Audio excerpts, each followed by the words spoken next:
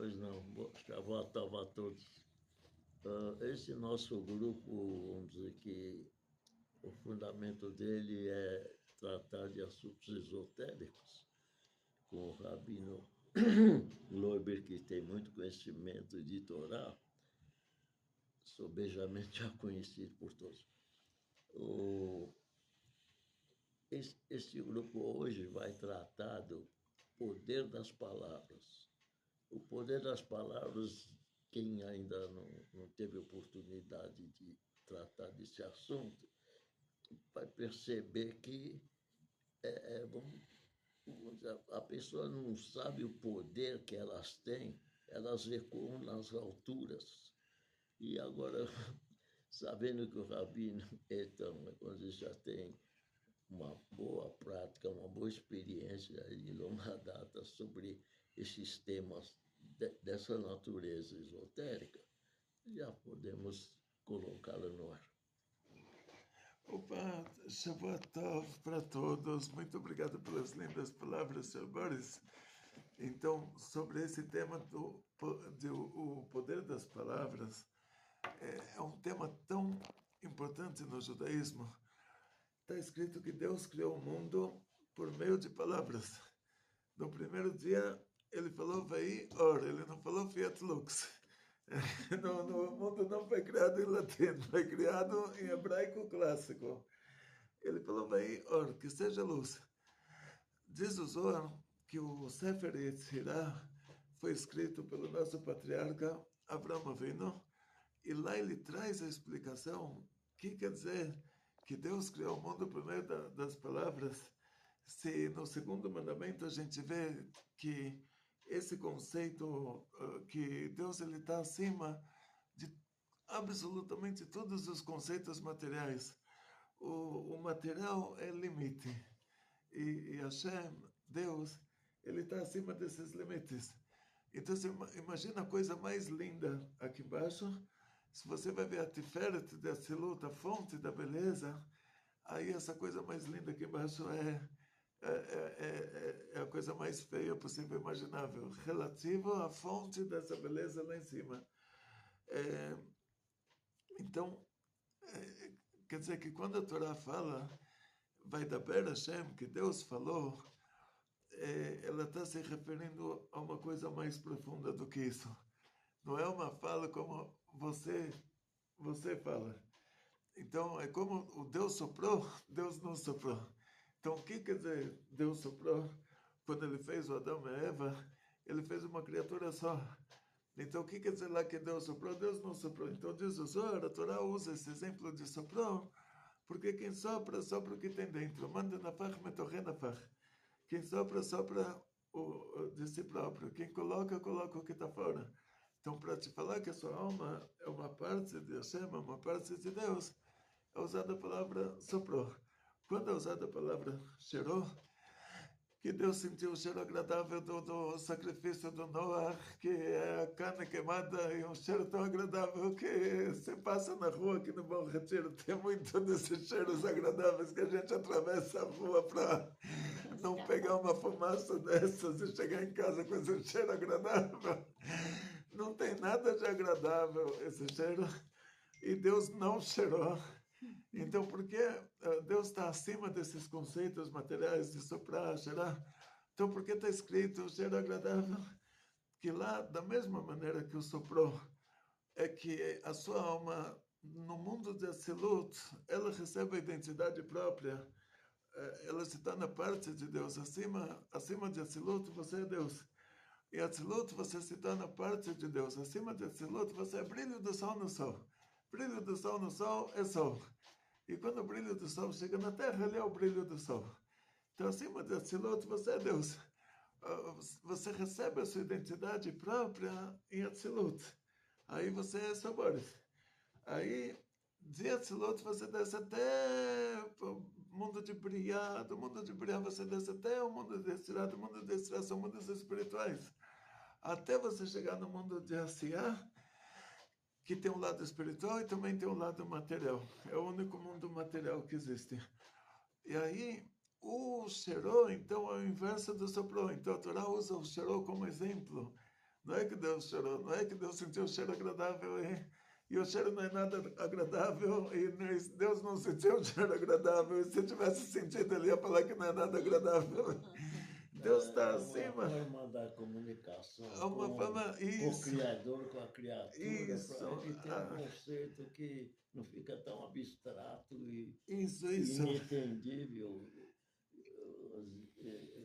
Se a pessoa acompanhou os vídeos anteriores, essas palestras, essas lições aqui, essas aulas do Rabino Gloiber, ela vai entender melhor o que está se tratando. Exatamente. Como que um criador pode, vamos dizer, se expressar com, vamos dizer, com uma criatura que ele criou e que dessas daí, não só física, tem milhões, bilhões, e nem se tem conta disso daí, é só para criar uma interação entre o criador e a criatura. Exatamente. Então, o que acontece é para a gente entender mais ou menos o raciocínio da coisa. Então, por exemplo, quando Noah, ele pegou o animal, que é a coisa mais grotesca do mundo, transformou o animal em mitzvah, essa ação que ele fez no mundo da ação chegou até um nível de Atzilut. E isso é representado pela palavra Sheró, quer dizer, o soprou é de Atzilut para cá. O Sheró é daqui para Atzilut, quer dizer, é o caminho inverso. Então, quando a gente vai falar que Deus falou, está dentro dessa regra também. Deus não falou, Deus não chorou, Deus não soprou, Deus está muito acima de tudo isso. O que a gente pode dizer, isso você pega como axioma, que Deus é a essência do bem, a natureza do bem é fazer o bem. A partir da hora que ele teve a intenção de se criar, ele vive em sua função.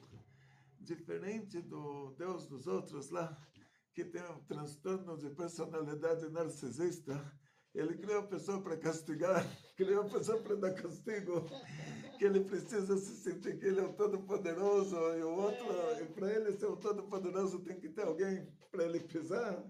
O nosso Deus é o contrário. A partir da hora que ele teve a intenção de se criar, ele vive em sua função. Então, o que vai acontecer aqui é que todos esses conceitos que a Torá usa como exemplos, inclusive o conceito da fala divina, nós vamos para o Sefer Yetzirah, que ele vai analisar, que a gente já tinha feito para cá, ele vai analisar essas letras que Deus criou o mundo por meio delas.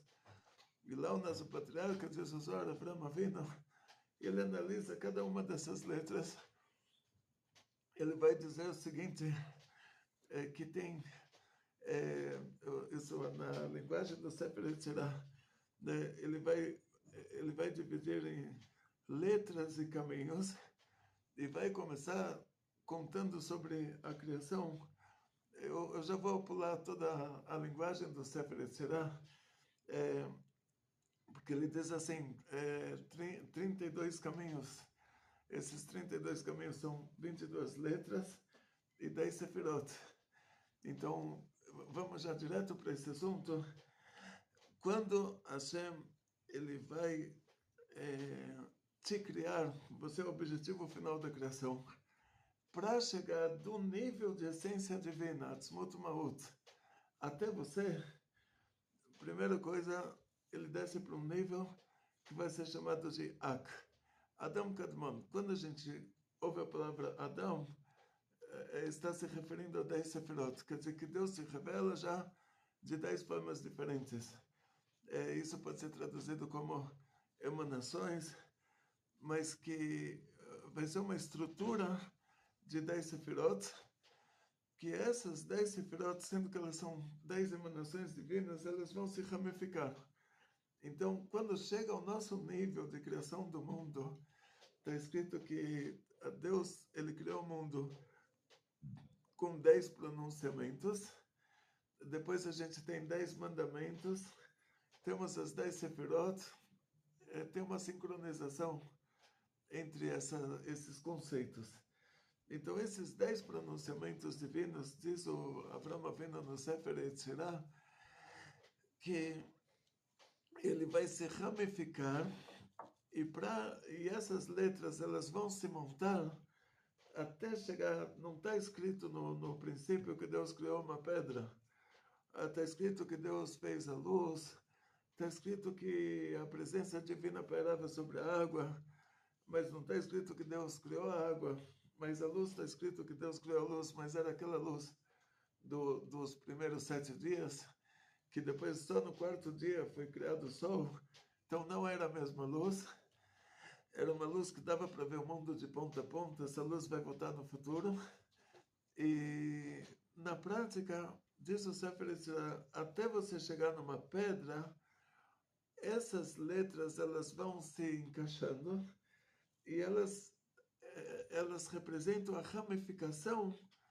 dessas 10 sefirot, como uma tabela periódica das 10 sefirot, que você vai fazendo as combinações entre um nível de Hesed com um nível menor de Gvura. Essas 10 sefirot elas vão se ramificando, e essas ramificações são representadas por meio dessas letras. Quer dizer, a letra é uma representação. Então, todo o tempo que essa força divina, as ramificações das 10 sefirot estão aqui nesse mundo, então está escrito Leolam Hashem Dvarcha Nisav Bashamayim. Para sempre, Hashem, a sua palavra, está posicionada no céu. E a pergunta é, o que a Torá está querendo dizer para nós com essas palavras? Então nós vamos para os povos do mundo, eles comparam a criação do céu e da terra com o artesão que fez o artesanato.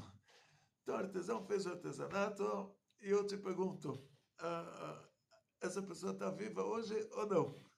Você vai me responder, não importa se ele está vivo ou não, o artesanato que ele fez continua. Se ele está vivo, se ele não está, a obra dele continua. Então eles falam assim, que Deus estava no céu, não sabia o que estava acontecendo na terra. Aí ele veio para a terra, virou homem, e o céu ficou sem Deus, não estava faltando Deus lá em cima. Aí depois mataram ele 3 dias, ficou sem Deus na terra, sem Deus no céu, não estava precisando de Deus. Então, eles comparam a criação do céu e da terra com o artesão que fez artesanato. Olha, mataram Deus, 3 dias morto, não tinha Deus no céu, não tinha Deus na terra, tudo continuou normal, não precisou de Deus. Quer dizer, foi a conclusão de que Deus é desnecessário. Aí depois ressuscitou, voltou para o céu, mas aí vai voltar para quê? Ele deu conta para isso. Depois o jogo continuou com Então, quer dizer, está desempregado. Então, o que acontece é que eles comparam a criação do céu e da terra com a pessoa que fez, por exemplo, aqui tem um quadro muito lindo. Esse quadro, só na casa do seu Boris tem essas coisas assim tão especiais. A pessoa que fez aquele quadro tá vivo ou não está vivo? Então, não importa. Por quê? Porque depois que ele fez o quadro já tem vida própria. Não precisa dele para existir. Tem autonomia. Tem autonomia. No nosso caso, nosso Deus não é assim, não. Nosso Deus não é assim. Quando Deus criou o mundo, eu falei, nosso Deus não precisa de tratamento psiquiátrico. A pessoa me falou, olha, o Deus dele falou lá que se ele não acreditar, ele vai queimar eternamente no inferno. Aí eu falei, então manda Deus para o psiquiatra, né? Se ele está, porque você não acreditou, você vai ficar queimando eternamente queimando no inferno, porque não acreditou. Então esse Deus está precisando de tratamento psiquiátrico, né? Eu, como Abraão Avinu, ele trouxe um sanduíche lá, eles têm um negócio da família. O negócio da família era uma loja de estátuas. Negócio da família, era um mega business. Ele trouxe um sanduíche, pegou uma cacetete, quebrou todas as estátuas, deixou a estátua maior com o sanduíche na mão. O pai chegou e falou, uau, falimos. Você quebrou o negócio da família, o que a gente vai fazer? A gente vai viver do quê? Falou, não fiz nada, olha, essa estátua grande, eu trouxe o sanduíche. Ela se pegou com todas as outras aí e quebrou todas as outras, pegou o sanduíche para ela. Aí o pai falou para ele, você acha que eu vou acreditar nessa história? Você acha que essas estátuas, elas falam, elas ouvem, elas se mexem? Então, Avraham Avinu falou para ele, isso que você está falando para todo mundo, que esse é o Deus que criou o mundo? E você próprio concorda que essa estátua não tem força nem para quebrar outra? Afinal das contas, eles faliram. Ele quebrou o negócio da família, aí Hashem falou para ele, saia da sua casa, da casa dos seus pais. Aí o pai foi com ele. Foram para Haran, para a Síria. Saíram de Ur-Kasdim, Golfo Pérsico. Foram para Haran, na Síria. O Terach foi junto com ele, o pai dele, a mãe dele, Amtalabatkanovo. E foram juntos para a Síria, e Deus falou para ele, sai da casa dos seus pais. Mas assim, ele quebrou o negócio da família.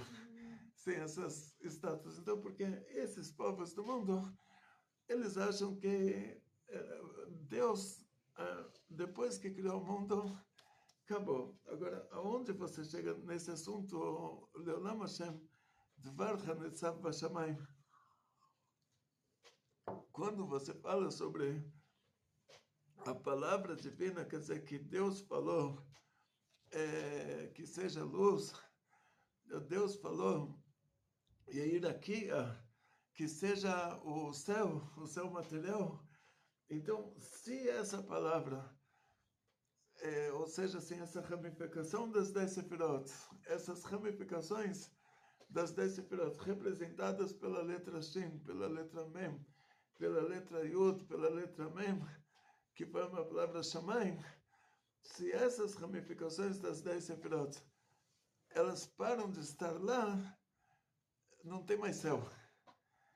Não é que vai sobrar um pozinho do que era o céu. Não, retroativamente o céu nunca existiu. Ou seja, assim, enquanto essa palavra divina, quer dizer, essas letras que Deus criou, por meio dela, o céu e a terra. Então, o Alter Rebbe explica porque está escrito Leolam Hashem, para sempre, sem intervalo. Hashem, sua palavra está posicionada no céu, porque se um instante as ramificações das 10 sefirot representadas por essas letras, representadas, não são as letras próprias que estão lá. A letra é a representação. É como você escreve um H2O, né? Então você fala, tá bom, H2O, o que é? Água. Mas pega um copo de água, você vê, cadê o H aqui? Cadê o 2? Cadê o O? Não estou vendo nada disso, só estou vendo água. Então, isso representa a água. Então, os 10 pronunciamentos divinos, eles vão ser a tabela periódica de toda a criação. Toda a criação vai ser uma combinação dessas letras, e toda a matéria que existe, inclusive o nosso corpo físico, se Hashem não estivesse nos criando a cada instante, ou seja, a gente retroativamente não estaria aqui, não ia sobrar nem pozinho. A gente nunca teria, ou seja, nestes instantes, se Hashem para de... como hoje em dia, dá para falar para a criança, hoje em dia tem a sincronização. Dá para explicar para uma criança dessa forma. Você fala, tá vendo? Se o seu aparelho está ligado no Wi-Fi, então você está vendo toda a realidade lá dos joguinhos, o jogador correndo e chutando e a bola entrou no gol. Parou o Wi-Fi um instante, tudo aquilo desapareceu. Mas não sobrou um pozinho. Voltou a ser nada. Então, dá para explicar dessa forma que esse mundo, Deus criou ele de uma forma que é uma sincronização. Todo o tempo que Hashem está recriando novamente esse mundo, quer dizer que a sincronização está acontecendo, tudo existe. Se um instante ele para essa sincronização representada pelos 10 pronunciamentos divinos em todas as suas ramificações, tudo deixa de existir retroativamente. Então, essa é a criação do mundo material. O mundo material existe dessa forma. É uma sincronização dessas 10 sefirot em todas as suas ramificações. É representada com a Torá usa como exemplo que Deus falou. Deus falou, e Deus falou, e Deus falou. Deus não falou. E por que a Torá usa esse exemplo? Porque quando uma pessoa ela fala, ela está revelando o pensamento dela. Então, você para si próprio, você não precisa falar com você própria. Você não precisa falar, Elisa, agora você tem que fazer isso. Você não precisa falar, porque você para si própria já está revelado para você internamente tudo que você quer. Agora, outra pessoa não está lendo seus pensamentos. Então, para outra pessoa, você tem que falar. Então, o conceito fala... Basta entender o conceito de Ishmeai, né? Yeshme'ai. Do nada.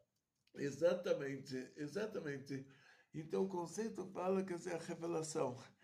A revelação, como o Sr. Boris falou, o tudo do nada, quer dizer, a revelação. Quer dizer, para Deus te revelar esse mundo material, para ele começar a existir, vai ser usada a palavra fala, que a fala é revelação. Por isso vai ser usado esse conceito. Sendo que cada um de nós, ele é uma alma divina com essa estrutura de 10 sefirot, isso é chamado de Komash Lema. Então, você é parte de Deus. Então, você tem essa capacidade também, que por meio das suas palavras, você vai agora, quando você revela alguma coisa, as suas palavras são levadas em conta lá em cima. Agora, para acontecer, Deus tem que permitir. Mas ele te considera bastante. Então, quando a pessoa fala alguma coisa, o tribunal divino vai levar em conta as palavras que ele falou. Então, vamos dar um exemplo simples aqui. A tefilá, a reza. Então, dizem nossos sábios, que irur lav kedibur dameh. O pensamento não é considerado fala. Fala é ação no mundo da ação. É uma ação que na hora que você faz uma ação nesse mundo, você sincroniza, você traz lá de cima para baixo, você traz a coisa boa de cima para baixo. Então vamos dar um exemplo simples. Todos os profetas antigos, para que a profecia acontecesse, ele precisava fazer uma ação. Então Deus falava para ele fazer uma coisa. Então Deus falou para Moshe, vai começar a saída do Egito, tem que transformar o rio Nilo em sangue. Então Deus falou para Moshe, você vai dar uma cajadada no rio, o rio vai virar sangue. Experimenta hoje, pega um avião para o Egito, compra um cajado maior do que o cajado de Arão, dá 50 mil cajadadas no rio Nilo, não vai acontecer nada. Mas naquela hora, tinha que ter aquela sincronização entre o mundo de cima e o mundo de baixo, e a ação escolhida por Hashem para aquilo, Deus escolheu essa ação que seria a cajadada, que representaria um castigo. O rio ele era idolatrado. Os egípcios antigos, eles tinham cabelos lisos e eles tinham rios idolatrados, e eles rezavam para a constelação de Touro, que se chama, e aí eles adoravam as vacas aqui nesse...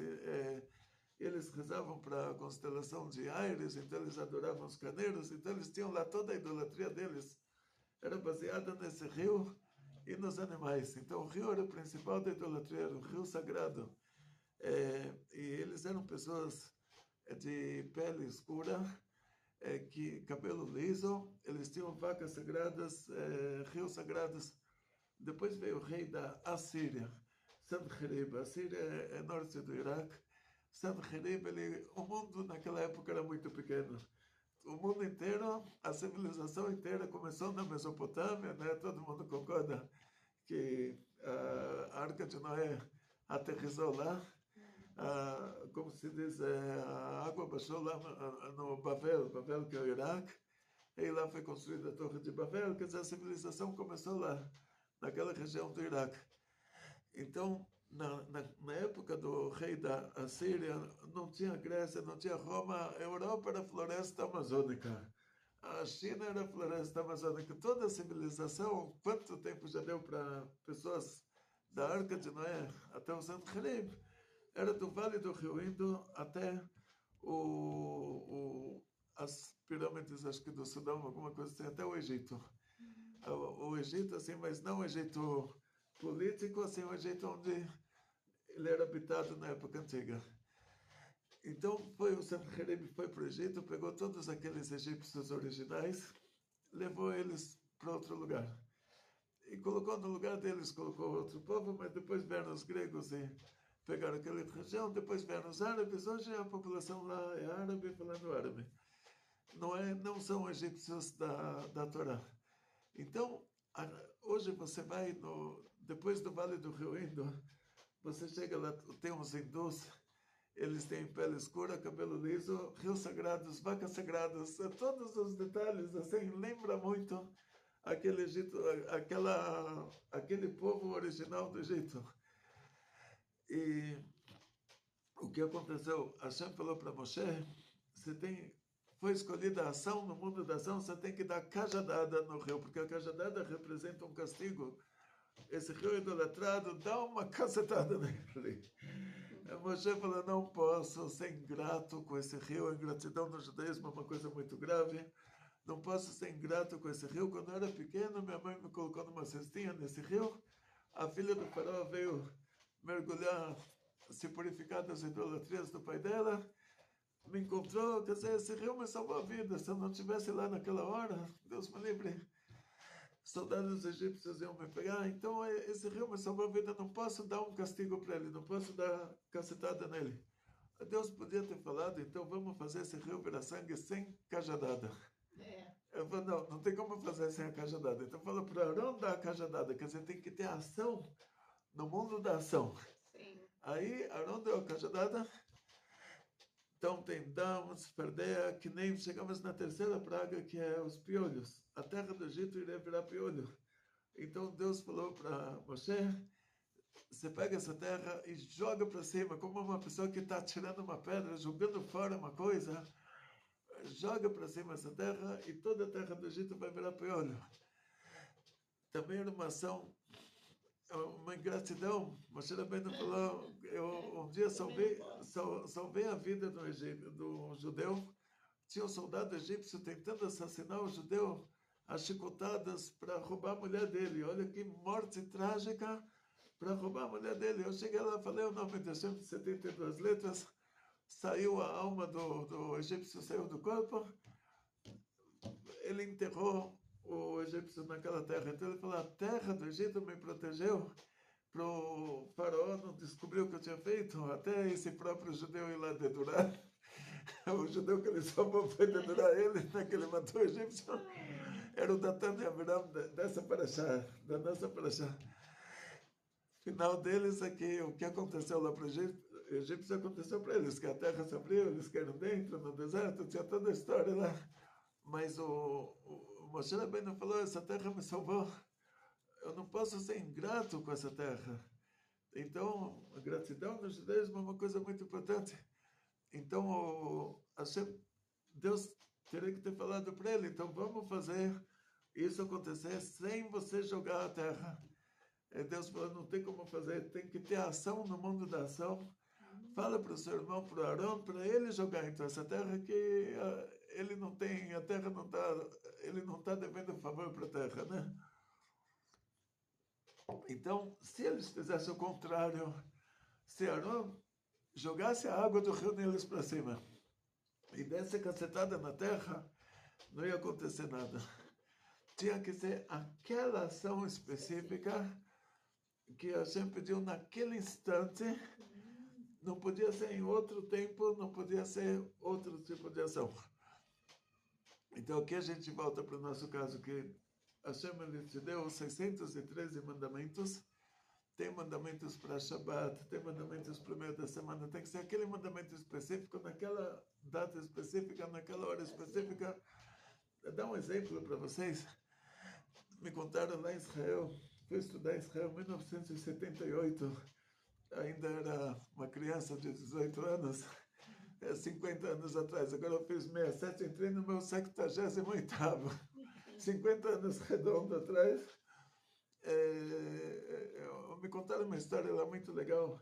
Naquela época, a gente no Yeshiva, toda sexta-feira, as Yeshivot dos Litaim, eles iam para a piscina. Na sexta-feira, a gente ia para Tachana Merkazit, estação central de Tel Aviv. Os soldados estavam voltando das bases, voltando para casa, para Shabbat livre, e eu ficava lá. A gente tinha uma barraquinha com tefilim, ficava colocando tefilim nos soldados. E sempre tinha um soldado que não queria, eram os mesmos soldados, iam, voltavam, a gente se encontrava muitas vezes com as mesmas pessoas. Israel era um país de 30 anos de idade, e era um país pequeno. Eu vi ainda os destroços dos tanques de guerra da Guerra da Independência na estrada. Ainda não tinham tido tempo de tirar. Quer dizer, um país de 30 anos, com uma população pequena, então os soldados eram os mesmos soldados. Uma vez eu falei para um soldado desse: você não quer colocar tefilim? Eu falei: olha, tinha um judeu que falaram para ele: olha, Deus deu uma mitzvah para o braço, que é o tefilim do braço. Deus deu uma mitzvah para a cabeça, que é o tefilim da cabeça. Deus deu uma mitzvah para a barriga, que é comer kasher. E Deus deu uma mitzvah para essas pernas. No Shabbat você anda a pé para a sinagoga, não pega o carro. E Deus deu para nós uma mitzvah para cada... Eu falei para ele: tinha uma pessoa que eu ia colocar tefilim nele, então esse soldado sempre me falava: sou judeu de coração. Sou judeu de coração. Aí eu falei para ele: olha, vai chegar uma hora que você vai ter infarto. Você está colocando tudo no coração, o coração não vai aguentar. Você quer dizer, Deus te distribuiu as mitzvot, chega uma hora que você não vai aguentar o coração, não, você está colocando tudo no coração. Está sobrecarregado. Então, o que acontece? Deus te deu esses 613 mandamentos, são 613 ações no mundo da ação, que cada uma tem que ser feita naquela data, naquela hora, daquele jeito. Então, a fala, ela é ação. Dizem nossos sábios: pensamento não é ação. O pensamento, ele só ajuda ou prejudica no âmbito espiritual, mas ele não traz nada para o mundo material. O pensamento não é ação. Então, se a pessoa imaginou que ele brigou com o vizinho, e ele imaginou que ele deu um tiro na cabeça do vizinho, e ele imaginou o vizinho caindo morto, e depois ele vai lá para a delegacia, ele fala: vem me entregar. Veio se entregar, ele fala: assassinei o meu vizinho. E o vizinho chega e fala: não me assassinou, não. Então assim, pensamento não é considerado ação. Quer dizer, não tem como dar para alguém um prêmio pelo pensamento que ele pensou, não tem como dar para alguém um castigo pelo pensamento que ele pensou. Só que é claro que tem os benefícios do pensamento, os prejuízos do pensamento. Diz o Alter Rebbe: na hora que a pessoa está pensando coisa errada, ele está recebendo a vitalidade dele do lado ruim, do lado da Sitra Achra. Quer dizer assim, tem os benefícios do pensamento, que na hora que você está pensando coisas boas, você está elevando o lugar onde você está, que você está atraindo a vitalidade. Essa vitalidade que por meio dela Deus está dando vida para o mundo, ela vem das 10 sefirot, do lado da santidade, do lado bom, e pode receber também das 10 sefirot, que já é a cota do lado ruim. Então, quando a gente está pensando coisa errada, a gente está recebendo essa vitalidade dessa cota da Sitra Achra, do lado ruim, quer dizer, por trás. Isso o oposto do bem. O oposto do bem. Isso teríamos que fazer uma aula somente sobre esse assunto do Sitra Achra, Bechanat Achoraim, o aspecto de pelas costas. Diz o Zohar que é como exemplo de um rei que ele quer testar o filho dele. E ele contrata uma prostituta, assim diz o Zohar, compara Sitra Achra a uma prostituta. Uma mulher que destrói famílias conscientemente. Não está se tratando aqui de um caso que a mulher, coitada, não tinha o que comer, e ela... Não é esse o caso. Quer dizer, é o caso de uma pessoa que ela conscientemente está fazendo aquilo. Ela poderia fazer outra coisa, não iria morrer de fome se não fizesse aquilo, mas conscientemente está fazendo a coisa errada. E ela sabe que o que ela está fazendo está destruindo famílias. Então, o rei queria testar o filho dele. ele contrata essa pessoa que está destruindo as famílias e fala para ele, olha, quanto você cobra, vou te pagar e você vai tentar seduzir o meu filho.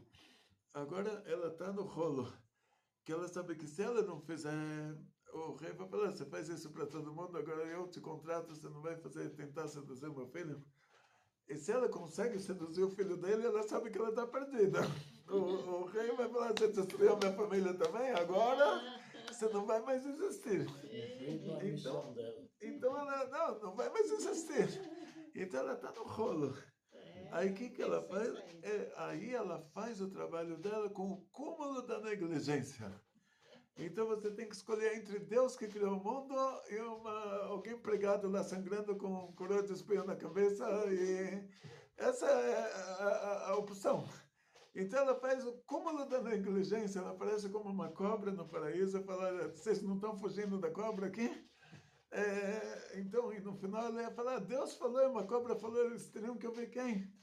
Quer dizer assim, se ela ainda baixasse, se o anjo da morte ainda baixasse numa vaca, numa ovelha, numa cabra, mas baixou numa cobra, só o fato de estar cobra lá tinham que sair correndo. Por isso dizem que o Adão e Eva não eram chineses, porque senão não teriam comido a fruta, teriam comido a cobra. Se fossem chineses, teriam comido a cobra. Mas o que acontece que a Sitra Achar, ela faz o trabalho dela com negligência. Ela fala, olha, escolhe entre Deus, a essência do bem que criou o mundo, ou um Deus que está lá pregado na parede, sangrando com coroa de espinho, com cara de cadáver, está te dizendo que se você não acredita nele, ele vai te botar fogo eternamente, você vai queimar. Você vai, pô, primeiro esse é caso psiquiátrico, eternamente queimar por causa que não acreditou. Então a Sitra Achar está te fazendo o trabalho com negligência. Está mostrando, olha, está vendo que o livre-arbítrio não é difícil. Você tem Deus que é a essência do bem que criou o mundo. E você vai acreditar, né? Deus me livre na coisa ruim. Então, o que acontece na prática, voltando para o nosso assunto, essa mulher vai receber, então, o salário dela, o rei não quer nem olhar para a cara dela, que é uma mulher destrutiva. Então, ele vai jogar o salário dela pelas costas. Isso é chamado de Bechinat Achoraim, aspecto por trás. A revelia. Então, quando a gente tem um mau pensamento, a pessoa está pensando coisa ruim, nessa hora que Deus está criando o mundo, a cada instante, a gente poderia dar o exemplo da sincronização, essa pessoa está recebendo a vitalidade dela pelas costas. Como a coisa ruim ela está recebendo. E essa coisa ruim tem uma cota. Quer dizer que na hora que termina, essa pessoa terminou de viver. Então, o pensamento, ele chega a isso. Quer dizer, da gente receber a nossa vitalidade pelas costas. Tipo, o Bechinat Achoraim, aspecto de como se fosse pelas costas, como exemplo, né? Que essa prostituta... Por que a casca da cobra é considerada, vamos dizer, a essência dela, no sentido do mal? Então, tem o Zohamat Nahash, tem um conceito, que são conceitos, assim, de... conceitos cabalísticos, tipo assim, o animal não tem atração por coisa ruim. Então, um boi e uma vaca, o boi vai se casar com a vaca e ele não vai se casar com outro boi. Com uma vaca vai se casar com o boi e não vai se casar com outra vaca. Aí o ser humano, ele tem, tipo, pensamentos assim de fazer coisas que são proibidas pela Torá, vamos dizer assim, porque na Torá não está escrito que é proibido um boi casar com outro boi, uma vaca casar com outra vaca, porque isso não vai acontecer. Ou seja, assim, cada animal ele vai ter um instinto dele e ele não vai fazer coisas fora da natureza animal. E o ser humano ele faz coisas erradas fora da natureza humana. Então, a proveniência disso é que o Adão, quando ele foi fazer aquela ação no mundo da ação, que era comer aquela fruta que você falou, olha, por 3 horas isso vai ser proibido. Se ele naquelas 3 horas fizesse aquela ação, hoje a gente faz kiddush com suco de uva, não quero fazer propaganda, mas já fazendo. Mas esse aqui é só se tiver o selinho de kasher. Esse acho que já vem escrito em hebraico, tudo já vem escrito. Então, a gente faz o kiddush com suco de uva. Dizem nossos sábios que talvez aquela fruta, que ela não era maçã. A maçã todo mundo concorda, não era maçã. Maçã é coisa da Europa, né? É invenção dos europeus, mas aquela fruta que ela poderia ser a uva, poderia ser o figo, poderia ser um trigo que era do tamanho de um coqueiro. Por isso a gente vai fazer o almoço, vai comer halá no Shabbat, que é o concerto da Etzadat, que pode ser que era trigo. A gente vai tomar vinho no Shabbat, fazer o kiddush, que pode ser que era uva. Mas era uma ação no mundo da ação por 3 horas. Se o Adão fizesse aquilo naquelas 3 horas, ele causaria uma tragédia. Então o anjo da morte que baixou na cobra, a cobra foi criada no 5º dia, ela não era um animal racional, ela não falava. De repente ela começou a falar que era um encosto. Aquele anjo da morte assim, baixou na cobra. Ele escolheu, ele foi negligente ao extremo para que o Adão e Eva não caíssem na lábia dele, ele já baixou num animal repugnante. E aí a cobra começou a falar, quer dizer, era ele falando por meio da cobra. Para equilibrar, para ter o livre-arbítrio, então Deus falou para não comer. E a cobra tinha que dar explicações e fazer assim, falar isso de um jeito que para equilibrar. Então ela tinha que ter argumentos melhores do que Deus.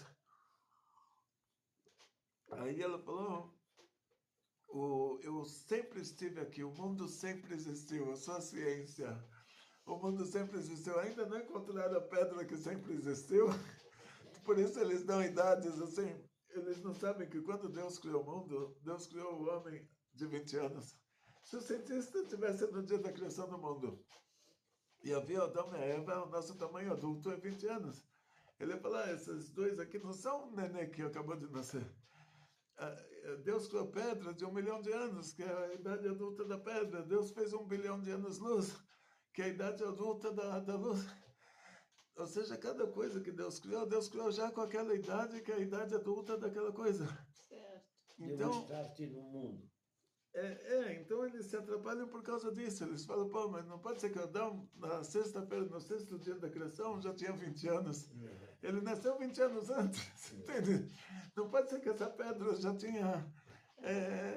acabou de ser criada lá. Ele corta a árvore lá no meio, ele vê lá 5 círculos, 5 camadas. Então ele fala, essa árvore foi criada 500 anos antes, né?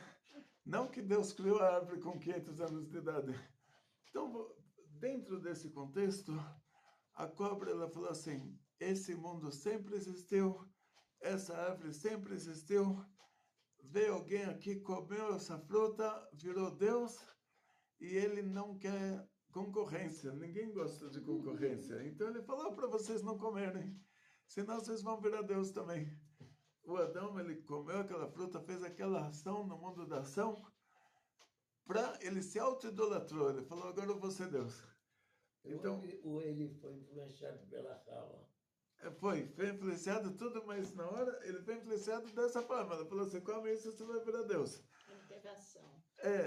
Aí o que acontece? A partir dessa hora entrou nele o que vai ser chamado de Zoamata Nahash, a sujeira da cobra. Que a cobra causou isso para ele, e a sujeira da cobra é que a partir de agora todo ser humano vai ficar com vontade de fazer idolatria. Em cada ilha deserta que você chegar, você vai ver os habitantes da ilha, os nativos lá, não sei como chama isso, que eles têm lá o deus deles, que é um jacaré ou qualquer coisa. O animal não precisa fazer idolatria. Você não vai ver nenhum bicho que ele tem lá no habitat natural dele uma idolatria. O ser humano, qualquer lugar que você for, qualquer tribo perdida no meio do Oceano Pacífico, vai ter uma coisa lá que eles chamam de Deus, que eles fizeram lá um totem, ou vai ter alguma coisa idolatrada. Isso é a sujeira da cobra, tipo a Zoamata Nahash. quer dizer que a cobra causou isso para Adão, então o conceito cabalístico vai xingar a cobra, né? Vai falar por causa da cobra, então é a sujeira que a cobra causou para Adão. Então, por isso, o ser humano, por natureza, tem vontade de fazer idolatria.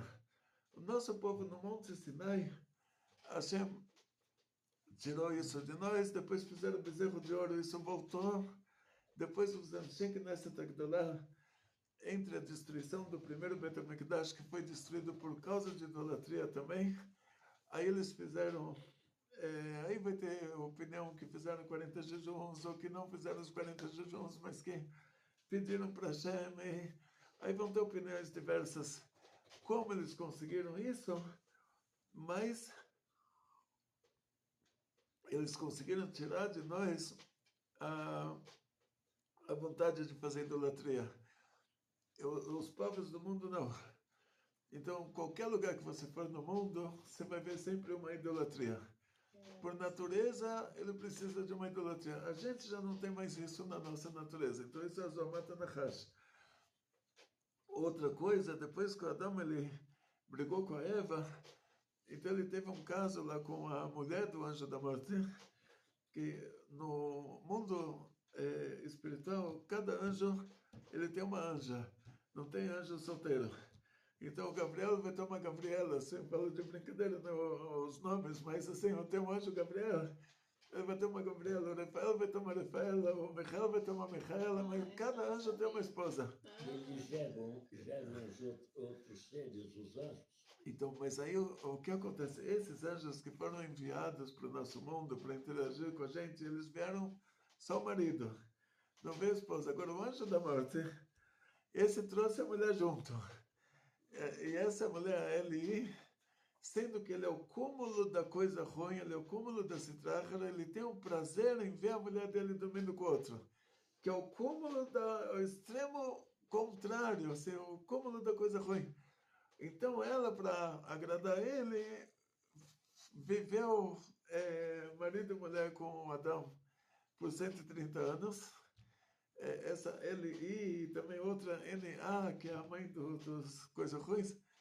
Então, isso trouxe também para Adão essa Zomat Nachash, que vai ser chamada a vontade de fazer coisas nesse aspecto de relações íntimas, fazer coisas erradas. Então, você não vai ver um boi casando com outro boi, mas você vai ver um ser humano, homem com homem, mulher com mulher, mulher com animal e homem com animal, e tem aí, não vou entrar nesse assunto que não tem a ver com a gente, né?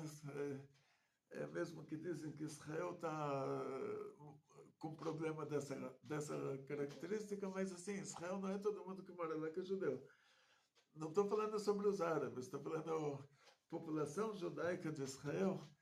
Quando eu saí de lá 26 anos atrás, o Arideri, que era o ministro do interior, pessoa responsável pelas carteiras de identidade do país inteiro, ele falou: saibam que 750 mil russos que entraram aqui como judeus, eles não são judeus.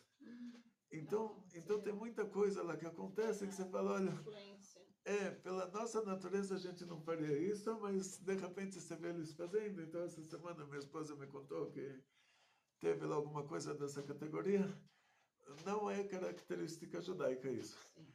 Aí outra coisa, então, que vai ser chamada de Zomat Nachash, os assassinatos.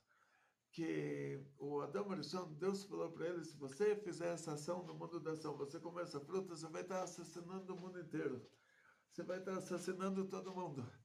Ele comeu, o mundo se tornou perecível, o mundo desceu ao nível de Klipat Noga, se tornou um mundo, ele assassinou o mundo inteiro. Todo mundo que morre é por causa dele. Senão a gente seria imortal. Então isso também... Chamado pecado original. Que essa ação, no mundo da ação, essa primeira... Então isso trouxe para ele também a sujeira da cobra, né, Zomat Nachash, que o ser humano, por natureza, ele é um assassino. O animal não. O animal só briga por motivos animais, mas o animal não tem na natureza dele assassinar. Então ele vai matar o outro animal, vai guardar o outro animal para comer depois, mas ele não vai assassinar por assassinar. E o ser humano, Deus me livre, aqui estou falando com vocês em português, e não tupi-guarani, isso mostra que aconteceu aqui uma coisa dessa. Tribos de índio aqui que não brigavam entre si, não guerreavam entre si, começaram a guerrear depois que os portugueses chegaram. Quer dizer assim, o ser humano por natureza, ele é um idólatra por natureza, ele é um assassino por natureza, ele tem problemas de relações íntimas que os animais não têm. Isso é a sujeira da cobra. Nossos sábios, Anshek nessa Tagdalá, conseguiram tirar de nós esse assunto da idolatria. Quando a gente estava no Monte Sinai, então que a gente perdeu a Zomata Nahash, então que foi, nos purificamos dessa Zomata Nahash, voltamos para o assunto da idolatria por meio do bezerro de ouro, mas o assunto dos assassinatos saiu de nós lá, só da idolatria que voltou aqui. Primeiro tinha saído as três coisas. Depois, por causa do bezerro de ouro, voltou a Zomata Nahash da idolatria. Depois teve o caso das mulheres do Midian, e eles... não vamos entrar nesse assunto, que já é uma outra aula isso, mas isso é a Zomata Nahash, né? A sujeira da cobra. Só um parênteses, o que dizer daquelas polacas que vinham aqui com a intenção, vamos dizer, correta, e depois tiraram os documentos, elas não tinham outra forma de sobrevivência. Então isso, coitada, aí já não entra na classificação de prostituição. Ou seja, assim, a coitada chegou num país que ela não conhece a língua, não sabe nada. Elas eram muito lindas em relação ao país, ao nosso país.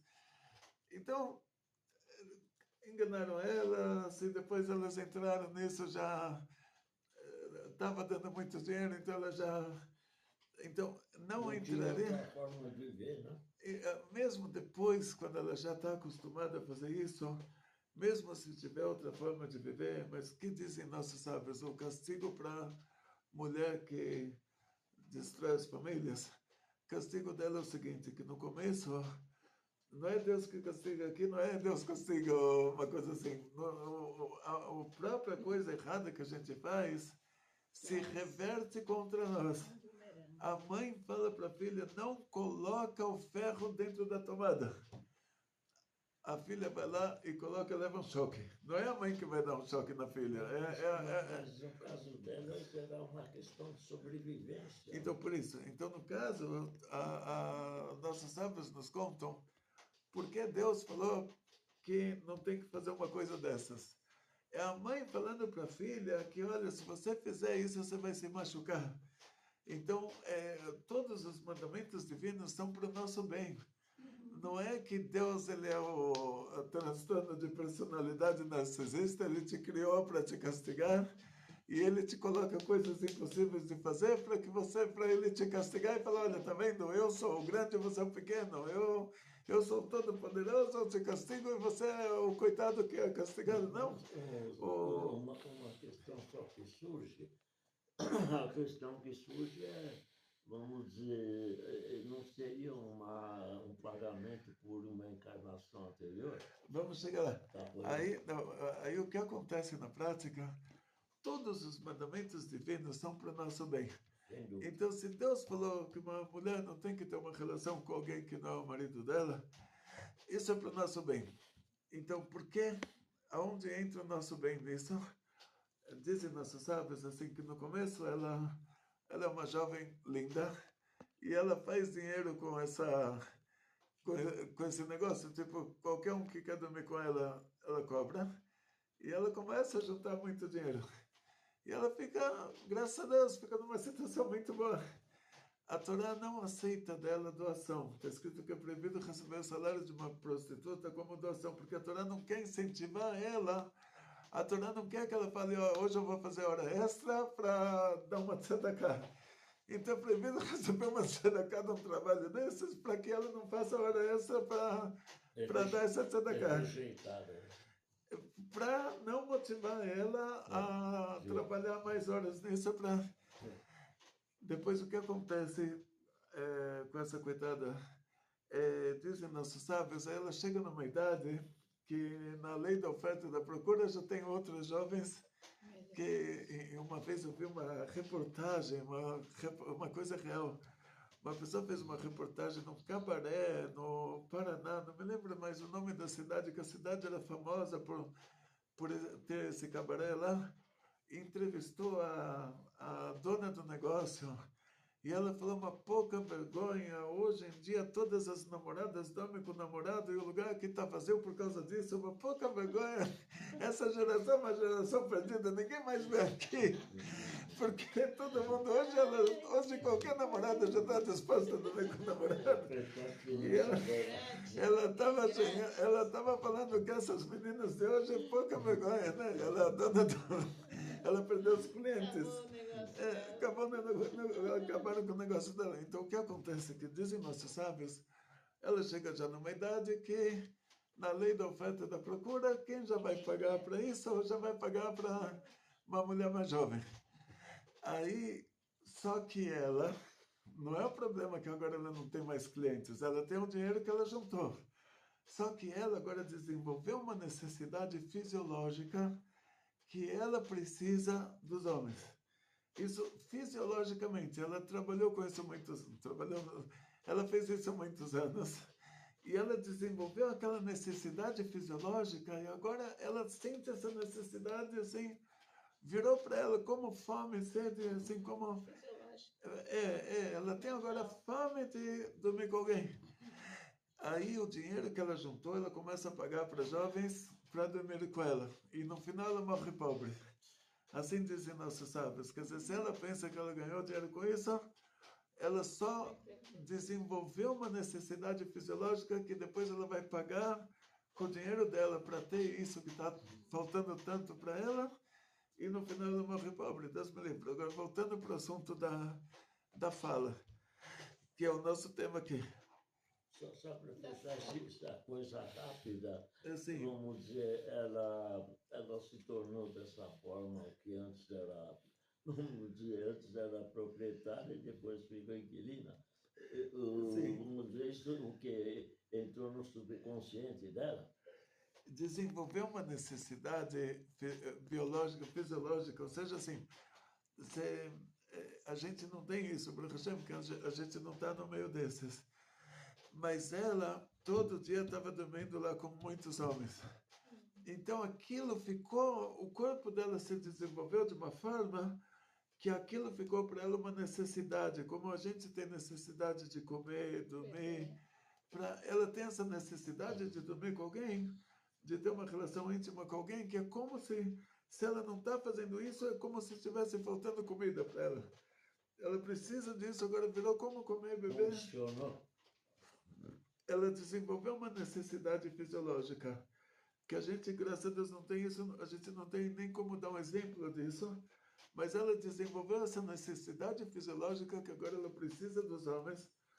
Ela não consegue dormir, ela está com insônia, tipo, ela comeu, bebeu, não fez o suficiente, ela precisa de um homem para dormir com ela. Então, ela já não está mais com aquela aparência que ela tinha antes. Então, essas mulheres da Polônia, que elas vieram para cá, por mais que tenham sido enganadas e por mais que depois elas aprenderam português, elas poderiam trabalhar. Comunidade judaica é uma comunidade unida e iriam conseguir para elas empregos em outras áreas, mas elas desenvolveram essa necessidade fisiológica que depois elas não conseguiam mais. Tem um exemplo para isso. Hoje em dia tem muito... O Rabi Pasternak, ele trabalha com pessoas envolvidas em drogas. Então a pessoa começou a... eu não sei, fumar, cheirar, não sei, todas as drogas aí. E agora ele precisa daquilo, como você precisa de comida e bebida, ele precisa também da droga. Aí o Rabi manda ele para um hospital psiquiátrico. Então, no caso dela, também é uma coisa assim, ela ficou viciada em homens. Para ela ficou um vício que ela não tem como agora se desfazer disso. Então, mesmo que no começo ela era uma coitada, ela fez isso porque ela não tinha o que comer. Depois que ela desenvolveu essa necessidade fisiológica, esse vício, vamos chamar assim, aí ela já faz porque ela necessita isso. Então, aí teria que fazer um tratamento, como o Rebbe Shia manda lá para o hospital psiquiátrico, teria que fazer um tratamento para que naquela época não tinha, na época que teve essa migração das mulheres da Polônia, não tinha esse tipo de tratamento, mas hoje deve ter com certeza. Hoje, se a mulher for para um psiquiatra jovem, que os jovens estão mais atualizados, um dos sinais da Geulah é que todos os jovens vão fazer todos os velhos passarem vergonha. Quando se compra um telefone e tem agora que usar o telefone, comprar o telefone não é problema, isso todo mundo consegue. Essa minha mulher me deu o telefone dela, que é um pouquinho melhor do que o meu. Aí, na hora que você vai usar o telefone, aí que eu apanhei do telefone. Eu tive que chamar minha filha, agora está com 13 anos. O ano passado ela tinha 12. E ela falou, ai, Tati, você não sabe? Bateu lá. Eu falei, agora se puder repetir para mim, assim, devagarzinho. Não, mais devagarzinho, me fala cada etapa. Então, hoje na medicina também tem muito disso, que os médicos jovens, eles estão mais atualizados nos novos tratamentos do que um médico que fez faculdade 50 anos atrás.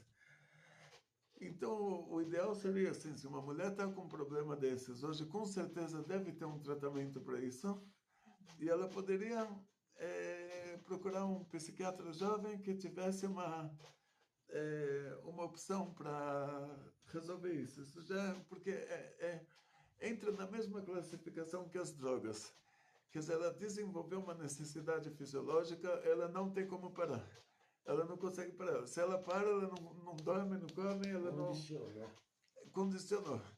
Então, voltando para o negócio da fala, mas vamos ter que dividir isso em outras... a gente escorregou um pouco para fora do tema. Fala é ação. Então, dizem nossos sábios, pensamento, irur lav kedibur dame, quer dizer, pensamento, ele não é comparado à ação. Quer dizer, o que você pensou, você conseguiu mudar a sincronização. Agora, Deus está te criando pelas 10 sefirot do lado divino. E na hora que a pessoa está pensando coisas ruins, ele está recebendo a vitalidade dele dessa cota da Sitra está recebendo por trás, depois ele volta a pensar coisas boas. Então ele já recebe de novo, direto lá de cima, só influencia nesse aspecto. Agora, o pensamento. Mas a fala não, a fala já é uma ação. A fala é ação. Por isso que quando teve a Segunda Guerra Mundial, falaram muito assim dos nazistas, o maior culpado lá em Marshama Vezechra foi o cara que falou, ele não sei se ele matou alguém ou não, mas ele falou para matar o outro, entende? Essa fala é considerada ação. Então pega aí o Hitler e Marshuma Vezechra. Tenta fazer um julgamento para ele quantos ele pessoalmente matou. Você vai falar, matou 6 milhões de judeus. Como ele matou 6 milhões de judeus, ele não estava lá. Ele não chegou lá para os campos de concentração, ele estava bem escondidinho lá em Berlim. Ele não chegou pessoalmente nesses lugares, mas pela fala, ele comandou. Então ele é culpado. Ele é considerado que ele matou porque fala é ação. Então fala é ação. Ele não pode falar, dar uma de cobra no paraíso, falar, a cobra falou, Deus falou, você vai ver uma cobra, entende? Nesse caso, não. A ordem que ele deu, a fala dele causou o assassinato de 6 milhões de pessoas inocentes. Nossa, e tem de outros lugares aí também. Eu sei que meu pai me contou, meu pai estava na guerra, ele me contou que 50 milhões de europeus morreram nessa guerra, né? 10 milhões de alemães, incluindo 6 milhões de judeus. Mas tudo isso foi por causa da fala de uma pessoa. Então ele é culpado de ter matado 6 milhões de judeus porque ele falou para matar. Então fala é considerado ação. Então se a pessoa falou para alguém matar alguém, os dois são culpados. Esse que falou e esse que obedeceu. Ele Por criou isso, uma raiz que os outros desenvolveram. é assim, pela Torá, tem três coisas que a gente tem que morrer e não fazer. Se alguém te fala para assassinar alguém, e se ele fala, se você não for assassinar alguém ou te mato, tem que morrer e não assassinar. Então, nesse caso, você entende que aí ficaria culpado só o que mandou. Agora, no caso que um mandou e o outro fez, os dois são dois assassinos. Porque a fala é ação. Sim. Agora, se você só pensou, aí o pensamento não é ação. Então a gente vai para o assunto da reza, que é o nosso tema. Mas acho que já vamos ter que continuar isso em outra aula, que já passou mais de 1 hora. Então, gente, essa aula vai ficar assim. A primeira de algumas nesse tema da fala, que ele vai agora se expressar por meio da tefilá, a nossa reza. Por que a nossa reza? Porque não adianta a pessoa estar sentado e ele pensar, Hashem, meu Deusinho querido, seu filho aqui está precisando de uma ajuda imediata. Não adianta só pensar. Está escrito sobre Jacob, vendo? Jacob, nosso patriarca, nosso terceiro patriarca, ele falou para Hashem, Atzileni na, me salva por favor. Miat Achi, do meu irmão, Miat Esav, do Esav, Pen Yavô, Ve'ake, Imaot Albanim, para que ele não venha e assassine as mães e as crianças. Então, nossos sábios, eles dividem a reza de Yaakov. Eles falam, primeiro ele falou. Então, Atzileni na, me salva. Tá bom? É muito genérico, me salva, Deus me salva. Salvar do quê? Então, do meu irmão. Irmão, graças a Deus eu tenho irmão. Mas o meu irmão é o Esav. Ai, Deus me livre, Esav. Então, qual que é o problema? Você sabe vir aqui? Porque ele pode assassinar as mães e as crianças. Então, na sua tefilá, na sua reza, você tem que falar. E você tem que falar detalhadamente o que você está querendo. Então, porque aí essa ação, ela vai ser usada, Hashem, ele vai levar isso em conta que você fez uma ação no mundo da ação e vai te dar como prêmio pela sua ação de você ter pedido para Hashem, reza pela Torá, você pedir para Hashem o que você precisa na hora que você precisa. E no mérito dessa ação de você ter pedido para Hashem o que você precisa, um dos 613 mandamentos divinos, de você ter pedido para Hashem o que você precisa, na hora que você precisa, mas você tem que pedir falando, não pedir por pensamento, e detalhadamente. Aí, no mérito de você ter pedido para Hashem o que você precisa na hora que você precisa, Hashem te dá. Deus te dá o que você precisa na hora que você precisa, no mérito de você ter pedido. Não precisa ter outro mérito, é o suficiente o mérito de você estar pedindo. E aí vamos entrar num detalhe. Nossos sábios, Anshek nessa Tegdolá, os homens, traduzido como os homens da grande assembleia, uma reunião de 120 sábios e profetas que viveram entre a destruição do primeiro Bet HaMikdash e a construção do segundo Bet HaMikdash. Eles falaram, gente, você esqueceu o que você precisa. E você esqueceu a frequência que você tem que pedir. Se uma pessoa vem me pedir uma brachá, fala, Rabino, eu preciso de uma brachá, qual que é a brachá? Parnassá. Até o porteiro da sinagoga já falando Parnassá, já tá falando, mas dá uma brachá para Parnassá. Parnassá, o pessoal precisa pagar as contas, que é uma brachá para receber de Hashem muito dinheiro. E se você não estiver vivo até esse dia que você tem que pagar as contas, então você precisa de saúde também, isso você esqueceu. Não adianta ter parnassá se você não está vivo para pagar as contas. Você tem doenças aí que chega de manhã e de tarde a pessoa já não está mais aqui, então você tem que pedir de manhã, de tarde e de noite. Então eles falaram assim, olha, você esqueceu o que você precisa, você esqueceu a frequência que você precisa pedir. Então eles instituíram, eles inventaram o que a gente chama de Tefilat Amidah, a reza dos Shmona Esrei, que eles falaram, você também esqueceu o jeito que você tem que pedir. E então eles colocaram as 3 primeiras bênçãos que você abre o seu coração com Hashem, com Deus, as 3 primeiras bênçãos, você fala, olha, Deus, você é tão forte e poderoso, né? Não vem aqui pedir para alguém que não tem como me ajudar, que está pregado na parede, sangrando com corante de espinho na cabeça. Não vem pedir para alguém que, assim próprio, ele não tem como sair de lá do lugar que pregaram ele.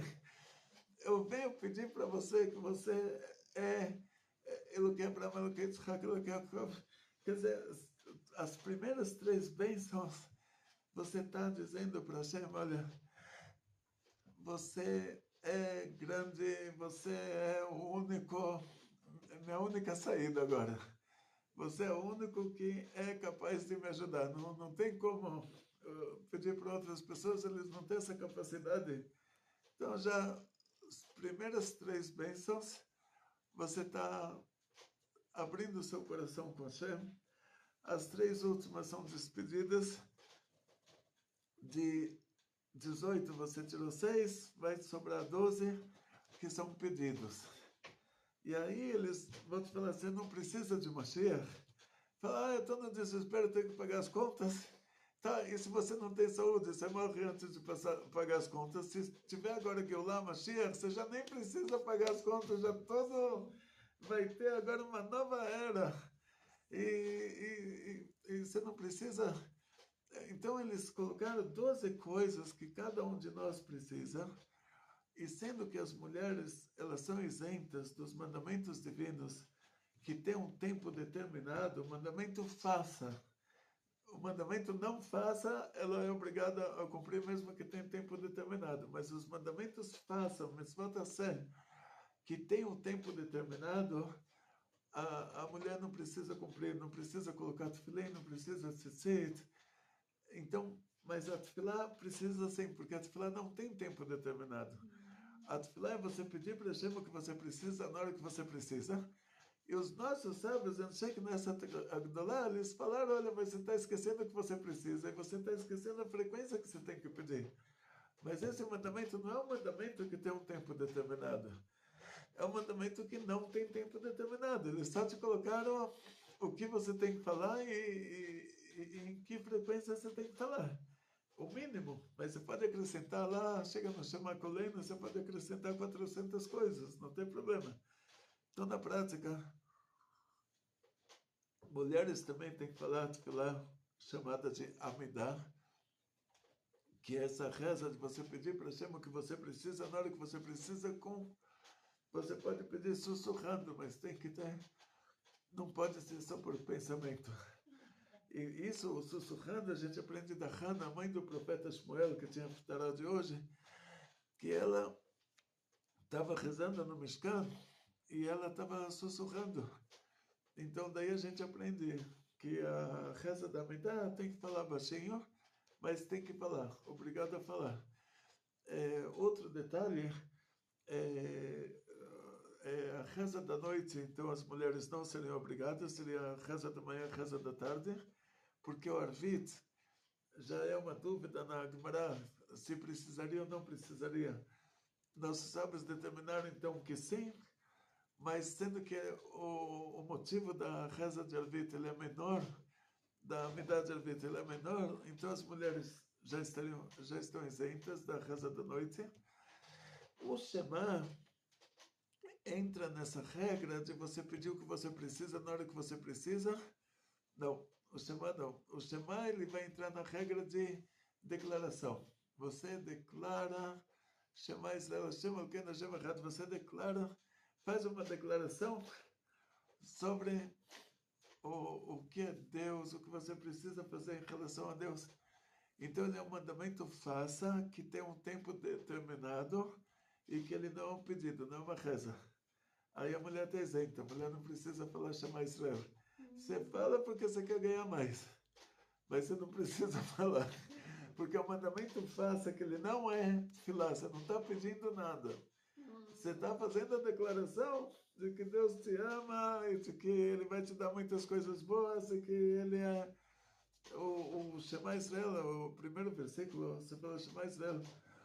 Esse Israel aprendi no Yeshiva, Rav Kesselman, grande tzadik, que você tem que imaginar nessa hora a palavra Israel, quer dizer, Lirosh, quer dizer, a partir da hora que Hashem pensou em te criar, ele vive em sua função. Quer dizer, você para ele é o principal. Então, Hashem Elokeinu, Hashem, o primeiro nome de Deus, você imagina, Ayahoveveye, que ele era, é e será. A gente, por natureza humana, tudo tem um começo, um meio e um final. Então, a gente aplica isso para Deus também. Então, já tira esse conceito, tipo, como tem no cristianismo, lá que o Deus nasceu de uma mulher e depois morreu, e esse conceito de que tudo nasce e depois morre. E tem lá, então no judaísmo, você tem que se lembrar que Hashem, Deus, ele não está dentro desse conceito de Deus da mitologia, ele era, é e será. Então, isso quando você fala o primeiro nome de Deus. Elokeinu, que é Koheinu Vechayotenu, a nossa força, nossa energia, nossa força, quer dizer que ele está fazendo a gente existir a cada instante. Depois você fala Hashem de novo, o nome de Deus de novo, a intenção lá era, é e será, diferente dos deuses das mitologias. E depois, essa palavra Had, tem muita gente que reza para um Deus só. Tem povos do mundo que rezam só para o sol, só para a lua. Tem muita gente monoteísta. Monoteísta, ele só reza para um tótem lá na floresta, só reza para uma estátua só. Então, esse errado, quer dizer assim, a gente vai dividir ele em letras. A letra Aleph vai representar a Deus, Anochi Hashem Elokecha, que começa com a letra Aleph, eu sou Hashem, sou Deus. O Aleph, então, vai representar Deus. O Het, que o valor numérico dele é 8,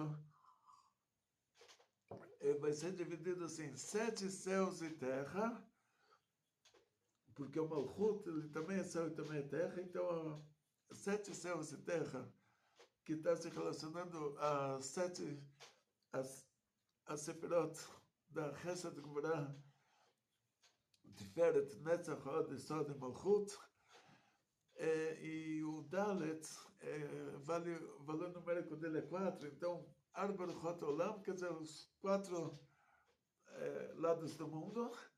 Bitelim, eles são Bitelim, submissos, anulados, assim, tem várias, a palavra Bitul, quer dizer, é como o brilho do sol no sol.